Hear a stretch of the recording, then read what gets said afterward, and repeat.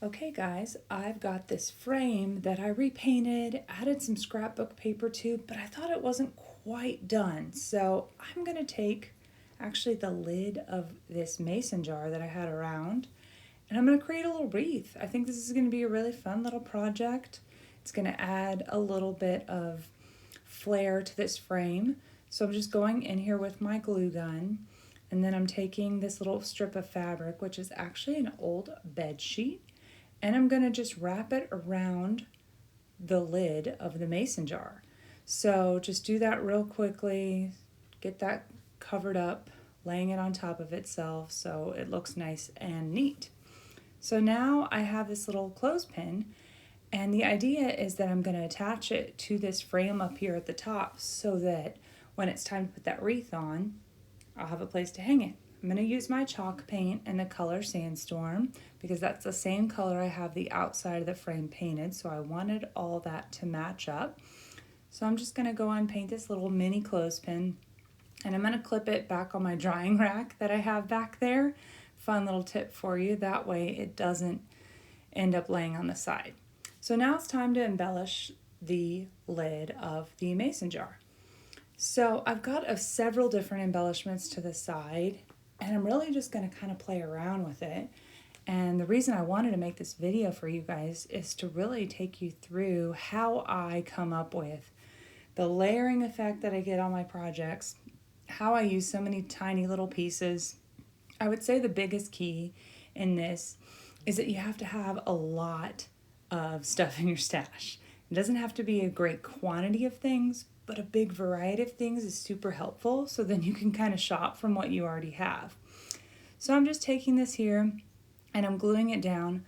I'm folding it in half, and you can see it's definitely like wrinkling up a bit, but that's going to be just fine because I'm planning on layering on top of that again. So here I am going in again with my glue gun, putting down another strip of glue, and I'm going to take this little wired greenery like little vine, and that's going to go only part of the way up. And this is really what I'm telling you guys about being creative. It's just laying stuff down on a surface, seeing what it looks like, seeing if you like it. If you like it, then you just keep going forward. Hopefully you haven't put glue down already, made a mistake. So then I'm going to take this cute little faux grass that I had in the stash as well, glue that on, and so that's going to go in the corner. And again, I'm just trying to tell a little bit of a fun, springy kind of story.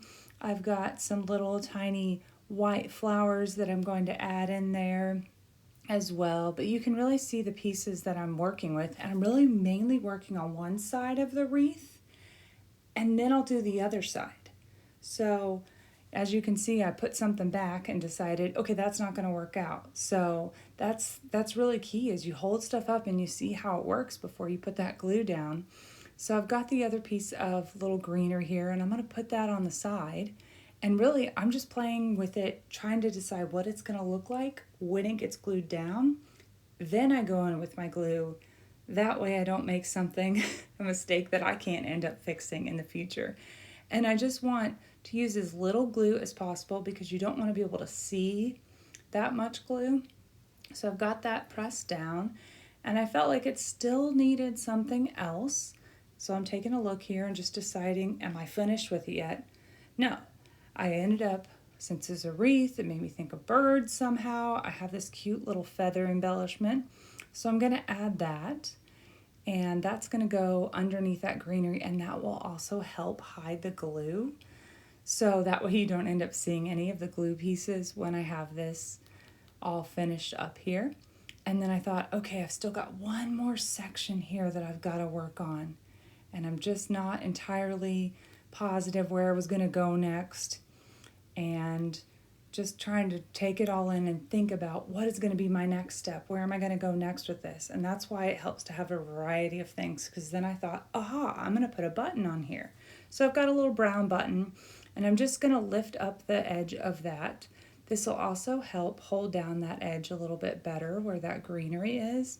So I'm going to go in here with my glue gun and just add that button in there, press it down, and I can end up wrapping that little piece of greenery kind of underneath the button, and that'll end up being a really good hold.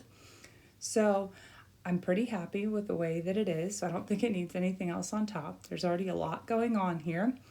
But I started thinking, can I add a ruffle on the outside edge? Can I take this a little bit further? I laid that out and I thought, nah, that's too big and too distracting. But I had this beautiful piece of cream and kind of beige burlap-like trim. So I'm just going to glue that around the edge on the outside. And yes, I know I'm covering up the outside that I wrapped around. But details are important, you guys. You'll still see. If it wasn't wrapped, you would end up seeing it. You can also see on the inside that it's wrapped too. So that's the big thing about creating a layered design. You end up covering up some of your stuff, no big deal. When you get to the end, you just fold it under, fold that raw edge under, and add some glue, fold it down, and I think we've got it here. Here's the wreath. So the next thing I'm going to do is take my mini clothespin, paint is dried on it, and I'm going to add it to the frame. This originally was like a recipe card holder, so I could kind of tell where to put it towards the top. So that's what I ended up doing, was just putting it basically in the same spot where that old piece was that was holding the recipe card. So then I knew that I had to create a little tab so that my wreath could be hanging from that clothespin. So I'm taking that same bed sheet strip that I have and gluing it, and just going to press that down real good, and that's going to be my little strip here. And next thing I'm going to do is position it on the frame. So this way I can decide how high or low I want it, where I want it to hang, and I realized it was going to hang too low. So I just ended up folding it down, and truly I can end up changing it to whatever kind of wreath I want. So, it's going to be interchangeable for the seasons. Here I have it styled with some spring stuff. Again, you could make it whatever you wanted. I think it took it to the next level. I hope you guys enjoyed. Thank you so much for watching.